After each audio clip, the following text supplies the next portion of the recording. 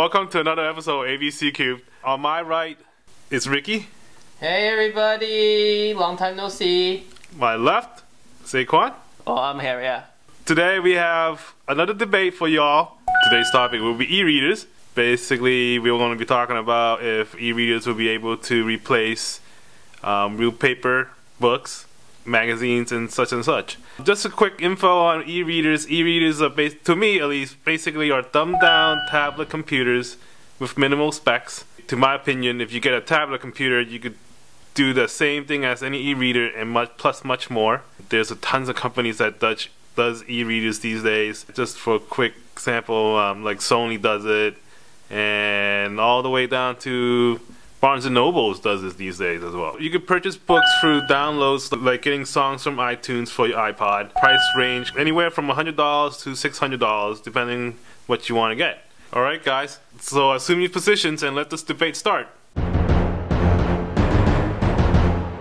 My first question to you both is, will e-readers replace paperback books and magazines? Who wants to go first? Me.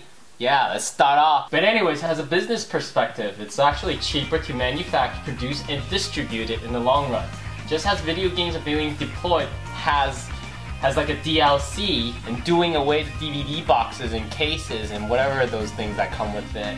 You can just download it right to your console or your game or your e-reader.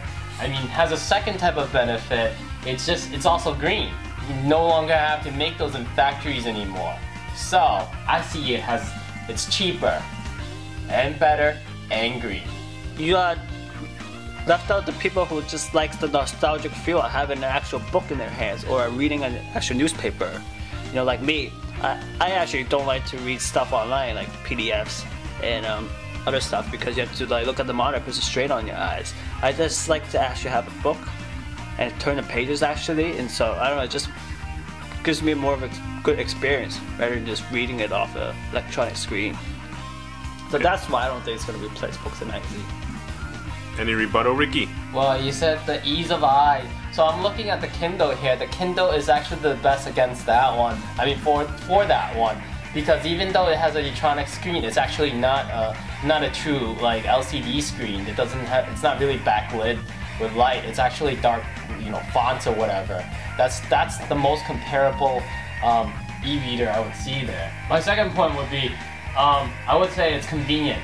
The content could be on multiple platforms, whether it's a Sony e-reader, Amazon Kindle, or a computer. It could be on anything, and vice versa. One device can support multiple content. So you can have the DaVinci Code, My Sister's Keeper, and Maximum on the same device, if I want it to be. So, convenience will kill this and will replace everything on Earth. Yeah, you can have them all on multiple devices, but then you won't have any libraries anymore. You won't have any public libraries, you won't have any personal libraries. People will stop buying books. And all of a sudden, you're gonna just have a coffee table full of gadgets and just have like digital files, which is my next point. You're gonna have to pay for a digital file.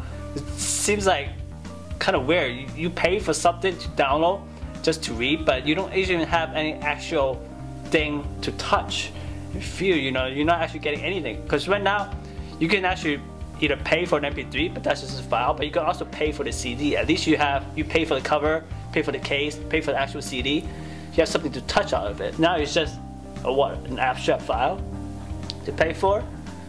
You can't really build a collection on that on your coffee table. So why people pay for MP3s? Why people pay for DLCs? It's because of the content. If the content is good, nobody would no longer linger for those stupid physical media. Well, moving to the next point. Can e-readers be brought into schools and be used as textbooks? Yeah, it's for convenience. We're always talking about convenience here. Because for students, instead of packing a calculus, biology book into one bag, and dude, they weigh like 3 pounds per book, into one bag, I can just bring the one e-reader, which probably weighs less than 2 pounds. So what are you gonna do about the cost factor? Who's gonna pay for all these e-readers?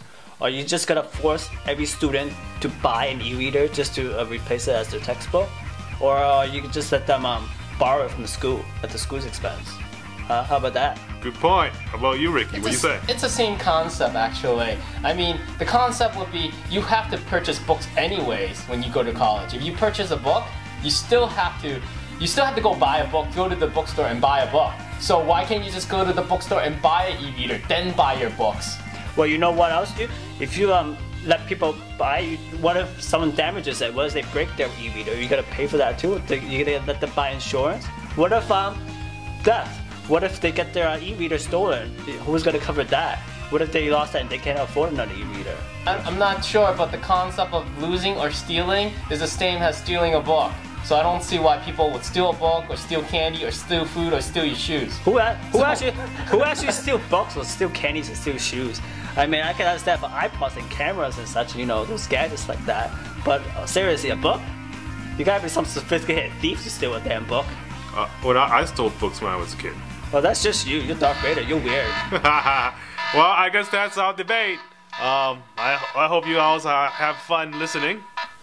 And for me, I don't care what format it comes in, as long as I get my fix of Victoria's Secret catalog.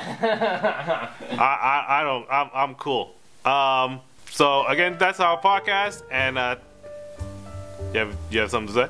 Nothing. I'm just saying, you don't need e-reader to do that. You could just download porn to get your fix of that Victoria's Secret catalog. That's true, but Victoria's Secret catalog models are harder. All right.